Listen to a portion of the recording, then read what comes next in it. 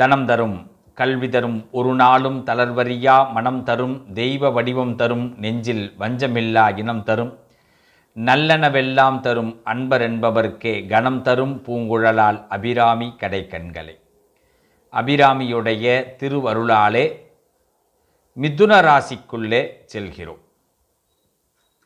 பொதுவாக எத்தனையோ எண்ண அலைகளை தன் மனதிற்குள்ளேயே வைத்துக்கொண்டு அதற்காக காலம் வரும் வரை காத்து கொண்டிருக்கும் மிதுன ராசி அன்பர்களுக்கு இந்த வீடியோ பார்க்கக்கூடிய நேரம் ஒரு நல்ல காலம் ஆரம்பிப்பதற்கான நேரம்.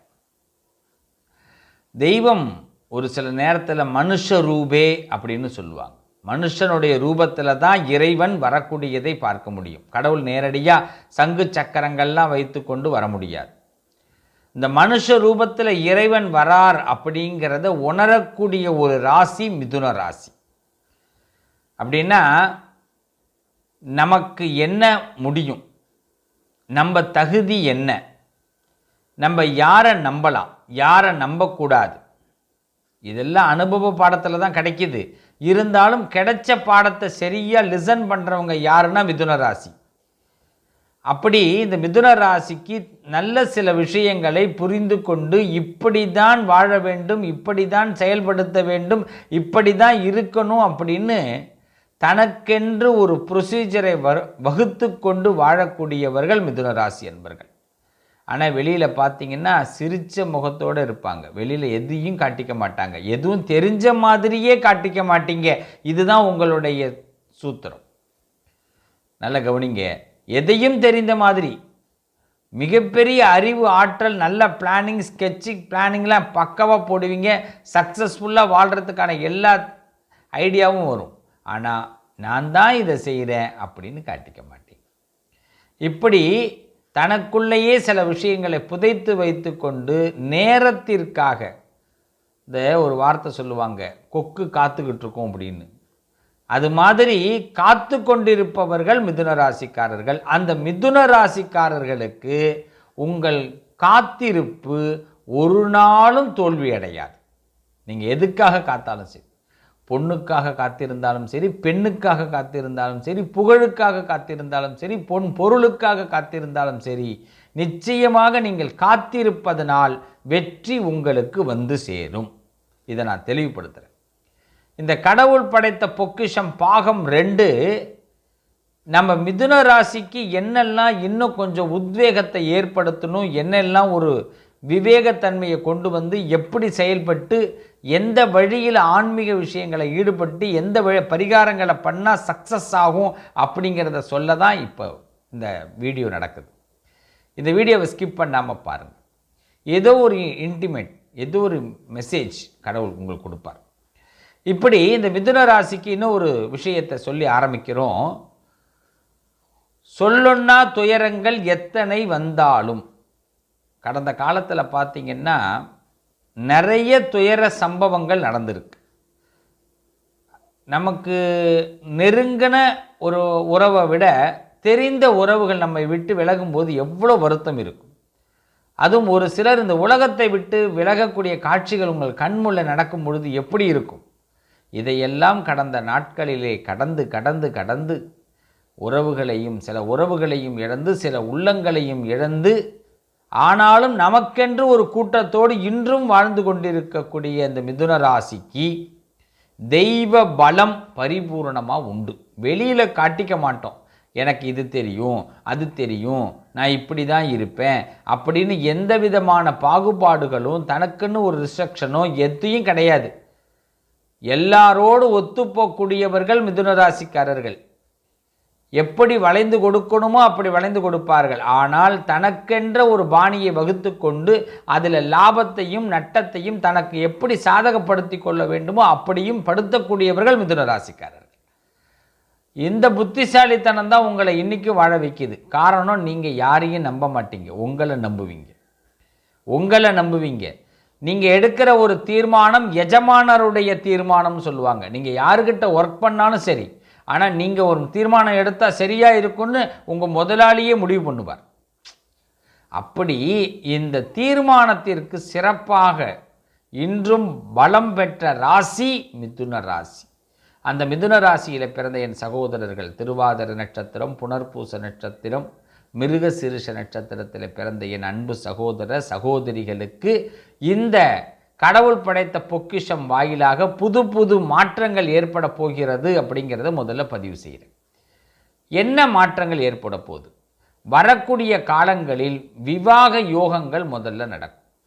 ஏன்னா தற்காலிகம் பார்த்திங்கன்னா குரு சனி சாதகம், வருங்காலத்தில் புதனுடைய ஆதிக்கத்தில் உங்களுக்கு நல்ல மாற்றங்கள், இது எல்லாம் நடக்கிறதுனால வியாபார யோகங்களும் விவாக யோகங்களும் செல்வ வளங்களும் சந்தான பாக்கியங்களும், ஒரு சிலருக்கு ஆம்பளை பிள்ளை பிறக்கும், ஆண் குழந்தை பிறக்கக்கூடிய வம்ச விருத்தி ஏற்படக்கூடிய காலம், வெளிநாடு பயணங்கள் செல்லக்கூடிய காலம், இதெல்லாம் நடக்க போகுது. இதில் இந்த மிதுன ராசிக்கு சிலருக்கு கணவன் மனைவி வாழ்க்கையில் கொஞ்சம் பிரிவு ஏற்படவும் வாய்ப்பு உண்டு. அப்படியே இப்போ ஒன்று சேர்ந்து இருக்கோம்னாலும் மனத்தாக்கல்கள் இருந்துக்கிட்டு இருக்கும். கொஞ்சம் அவர் இப்படி நம்மளை அட்ஜஸ்ட் பண்ணலாமே, கொஞ்சம் இவர் அப்படி நடந்துக்கலாமே, எல்லாரும் திட்டுறாங்கங்கிறத விட இவர் நம்மளை திட்டுறாரு அப்படின்னும் பெண்களுக்கு. ஆண்களுக்கு பார்த்திங்கன்னா நம்ம இடம் ப்ரெஸ்டேஜ் இந்த இடத்துல இழக்கிறோமே, ஏன் மனைவி கிட்ட நம்மளோட ப்ரெஸ்டேஜ் குறையுதே, நம்ம இதை என்ன பண்ணலாம், ஏன் இவ புரிஞ்சிக்க மாட்டேங்கிறா, ஏன் நம்மளை தரம் தாழ்த்தி பேசுகிறா அப்படின்னு ஆண்கள். இப்படி ஆண் பெண் இருவருமே இந்த மிதுன ராசியில் பிறந்தவர்களுக்கு அன்னோன்ய ஸ்தானத்தில் ஒரு சிறு சிறு குறைபாடுகள் இருக்குது. ஆனால் அதையும் தாண்டி அந்த அன்னோன்யத்தை வளர்த்து கொண்டு வரீங்க பாருங்க, அதுதான் உங்கள் ப்ளஸ், அதுதான் உங்களுடைய ப்ளஸ். அப்படி எல்லாமே சிறு கூடல் சிறு ஊடல், அவ்வளோதான். ஒரு சில வினாடிகள் வரும், நான் யாருன்னு நீங்கள் தெரிஞ்சுப்பீங்க, நீங்கள் யாரை நான் தெரிஞ்சுப்பேன், டோட்டலி அடுத்த கட்டத்துக்கு போயிட்டுருப்போம். இது மிதுன ராசி. ஆனால் அந்த சிறு ஊடல் பெரும் விரிசலை ஏற்படுத்தலாம். ஆனால் விரிசலை ஏற்படுத்தாமல் தடுக்கக்கூடியவர்களும் மிதுன ராசிக்காரர்கள். காரணம், புதன் அங்கு ஆட்சி விட்டிருக்கிறதுனால. ஒரு வார்த்தை சொல்லுவாங்க, இந்த நேரத்தில் அவர் கத்துவாருங்க, வேறு வழி கிடையாது, அக்செப்ட் பண்ணிக்கிறோம் அப்படிங்கிற எண்ணத்தை தெளிவாக பயன்படுத்த முடியும் உங்களால். இந்த நுணுக்கம் பல பேருக்கு வராது. சண்டை போட்டுக்கிட்டு வீட்டுக்கு வந்துடுவாங்க, சண்டை போட்டுக்கிட்டு வீட்டுக்கு வந்துடுவாங்க. இதுதான் பல பேர் வாழ்க்கையில் நடக்குது. ஆனால் இந்த மிதுன ராசி இந்த இடத்துல தான் எப்படி இருக்கணும் அப்படின்னு தெரிஞ்சு சரியான பாதையை செயல்படுத்தக்கூடியவர்கள். சில பேர் சொல்லுவாங்க, இவங்களுக்கு பிள்ளைகள் மேலெல்லாம் ஆசையே இல்லைப்பா, ரொம்ப ஆர்வமே இல்லை, என்ன இப்படி இருக்கிறாங்க அப்படின்னு. அவங்க பிள்ளைகள் மேலே ஆசைன்னா மற்றவங்கள மாதிரி தங்கமே வெள்ளியே அப்படின்னு கொஞ்சறவங்க கிடையாது. அந்த பிள்ளைகளுக்கு என்ன தேவை, இந்த உலகத்துக்கு எப்படி அந்த பிள்ளைகளை வெளிக்காட்டணும் அப்படின்னு யோசிக்கக்கூடியவர்கள். ஏன்னா அவங்களையும் எப்படி வெளிக்காட்டிக்கணும்னு நினைக்கிறாங்க, அவங்க பிள்ளைகளையும் அப்படியே தான் நினைப்பாங்க. ஏன், அவங்க வீட்டில் ஒரு வேலைக்கார பொண்ணு இருந்தால் கூட, வேலைக்கார பையன் இருந்தால் கூட அவங்களும் வெளியில் வரணும், நல்லா இருக்கணும் அப்படின்னு நினைக்கக்கூடியவர்கள் மிதுன ராசிக்காரர்கள். இந்த மிதுன ராசிக்கு நிச்சயமாக தினசரி பொற்காலம் எப்படிங்க அப்படின்னா, தயவு செய்து அந்த குதிரை கிளம்பி போகும் பார்த்துருக்கீங்களா, அது கண்ணில் 2 விஷயம் கட்டியிருப்பாங்க.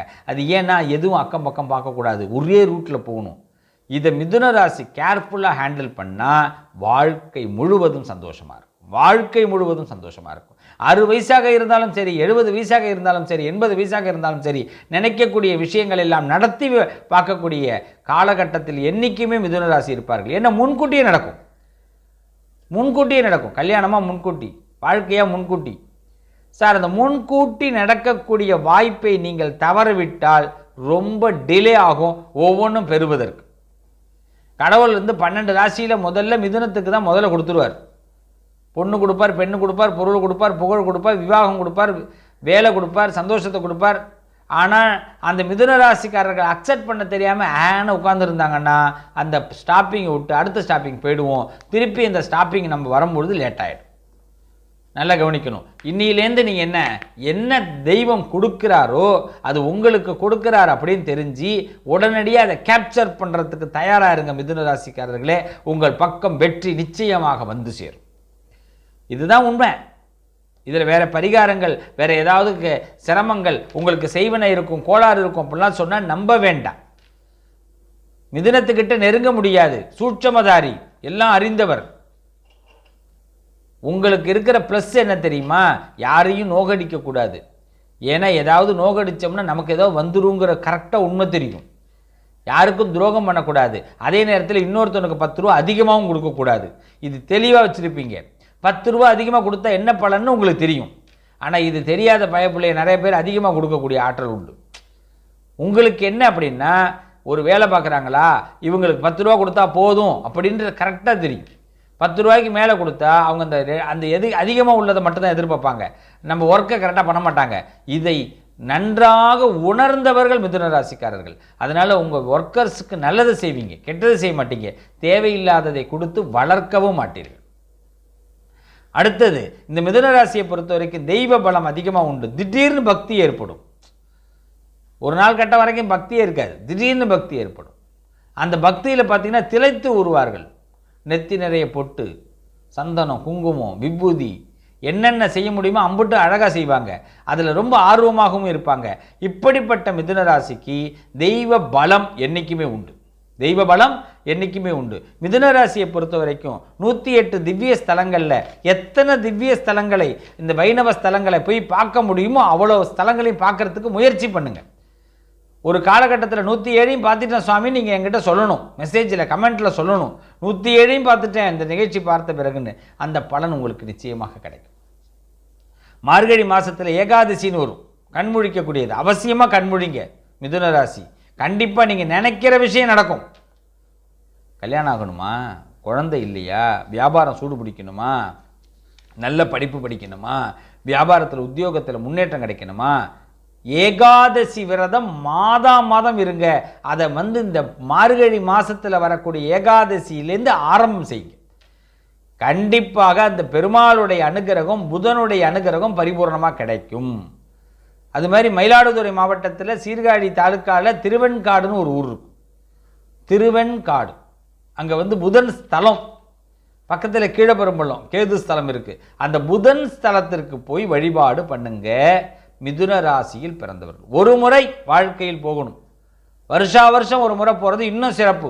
புத பகவானுக்கு அர்ச்சனை, புத பகவானுக்கு வஸ்திரம், புத பகவானுக்கு அன்னதானம் எல்லாம் செய்து பிரார்த்தனை பண்ணி வாங்க. கண்டிப்பாக இந்த உலகத்தில் மிதுனத்திற்கென்று தனி அந்தஸ்து, தனி தகுதி, தனி நடை உடை பாவனை ஏற்படும். இது 100% உண்மை. இது 100% உண்மை. கல்வியாற்றல் ஏற்படும். தடைப்படக்கூடிய கல்வி மீண்டும் உயிர்ப்பிக்கும். ஆனால் மிதுனத்துக்கு எடுத்தோன்னா கல்வி தடைப்படும். அதை இலக்கை அடைய முடியாது. அந்த இடத்துல ஏதோ ஒரு ஸ்ட்ரகிள் ஏற்படும். அதை தாண்டி நீங்கள் உள்ளே வருவீங்க, சக்ஸஸ் பண்ணுவீங்க. லைஃப்பில் நீங்கள் முன்னேற மாட்டீங்கன்னு சொல்லியிருப்பாங்க. ஆனால் நீங்கள் முன்னேறுவதை கண்டு அவர்கள் அப்படியே அசந்து போயிருப்பாங்க சொன்னவங்கெல்லாம். இது நடக்கும். இதான் மிதுன ராசி. ஒரு குறையும் கிடையாதுங்க. ஒரு ஒர்க்கு கிடைக்கலையா கவலைப்படாதீங்க. விரைவில் அதை விட நல்ல ஒர்க்கு கிடைக்க போகுது. இல்லை பணம் கூட கிடைக்குதுங்கிறத விட உங்களை சந்தோஷமாக கடவுள் வச்சுக்க முடிவு பண்ணிட்டார். ஹார்ட் ஒர்க் பண்ண வேணாம், லேசி ஒர்க் பண்ணாலே போதும், சக்ஸஸ் ஆகிடுவீங்க. இதை கடவுளுக்கு தெரிஞ்சதுனால தான் சில நேரத்தில் வேலைகளை தள்ளி போடுவார், கொஞ்சம் லேட்டாக கிடைக்க வைப்பார். நீங்கள் பதட்டப்படாதீங்க, முயற்சியை மட்டும் பண்ணிட்டு இருங்க. கண்டிப்பாக உங்களுக்கு பிஸ்னஸ்ஸு, உங்களுடைய வேலை தகுதி உயரும். பச்சை கலர் அதிகமாக யூஸ் பண்ணுங்கள். நவரத்தன மோதிரம் போடுங்க. பெருமாளை வழிபாடு பண்ணுங்க. 108 திவ்ய ஸ்தலங்களை எவ்வளோ சீக்கிரமாக போயிட்டு வர முடியுமோ போயிட்டு வாங்க. அதில் 107 கம்பல்சரி உண்டு. இதை எல்லாம் முடித்த பிறகு 108க்கு இறைவன் கூப்பிடுவார். நீங்கள் உங்களுடைய வாழ்க்கையில் 76 வயசுக்கு பிறகு இறைவனிடத்தில் போகக்கூடிய வாய்ப்பு ஏற்படும். கவலையே படாதீங்க. தெய்வ பலம் உங்களுக்கு இருக்குது. பரிபூர்ணமாக ஆனந்தம் உங்கள் வாழ்க்கையில் ஏற்படும் ஏற்படும் ஏற்படும். நவரத்தன மோதிரம் அவசியமாக போடுங்க. மிதுன ராசி அன்பர்களே, துக்கங்கள் தொலையக்கூடிய நேரம். துச்சாதனங்கள் கூட வாழ்க்கையில் வரலாறு படைப்பார்கள்னு சொல்லுவாங்க. இந்த மிதுன ராசிக்காரர்கள் அவங்க எண்ணத்தால் அழகு பெறக்கூடியவர்கள், உங்கள் செயலால் அழகு பெறக்கூடியவர்கள். ப்ளீஸ், உங்களுக்கு ரொம்ப முக்கியமானது ஸ்மைல். உங்களுடைய வாழ்க்கையில் அடுத்த கட்டத்துக்கு உங்களை கொண்டு போகக்கூடியது அந்த சிரிப்பு. சிந்திக்க தெரிந்த மனித குலத்துக்கு சொந்தமான கையிருப்பு, அது சிரிப்பு, அதுவே சிறப்பு. என்எஸ்கே பாடியிருக்கார். சிந்திக்க தெரிந்த மனித குலத்திற்கு சொந்தமான கையிருப்பு சிரிப்பு. அந்த சிரிப்பை அதிகப்படுத்துங்கள். வாழ்க்கையில் ஒளிர் விடுங்கள். நிச்சயமாக ஒளி பிறக்கும். வாழ்த்துக்கள். கடவுள் படைத்த பொக்கிஷம் பாகம் 2 மிதுனம் இந்தந்த சூட்சமங்களை கையாண்டால் நிச்சயமாக தடைப்படக்கூடிய காரியம் வெகு விரைவில் கைகூட போகிறது. இப்போ இருக்கிற காலத்தை விட நிச்சயமாக உங்கள் வாழ்க்கையில் வளர்ச்சி ஏற்படும், வீழ்ச்சி ஏற்படாது அப்படின்னு சொல்லி அன்னை அபிராமி அனுகிரகம் உங்களுக்கு பரிபூர்ணமாக கிடைக்கணும்னு பிரார்த்தனை பண்ணி விடைபெறுகிறேன். கலையாத கல்வியும் குறையாத வயதும் ஓர் கபடு வாராத நட்பும் கன்றாத வளமையும் குன்றாத இளமையும் கழுவினி இல்லாத உடலும் சலியாத மனமும் அன்பகலாத மனைவியும் தவறாத சந்தானமும் தாழாத கீர்த்தியும் மாறாத வார்த்தையும் தடைகள் வாராத கொடையும் தொலையாத நிதியமும் கோணாத கோலும் ஒரு துன்பம் இல்லா நல்வாழ்வும். பராசக்தி 16 செல்வத்தை பரிபூர்ணமாக மிதுனத்துக்கு கொடுப்பா. நல்லதே நடக்கும்.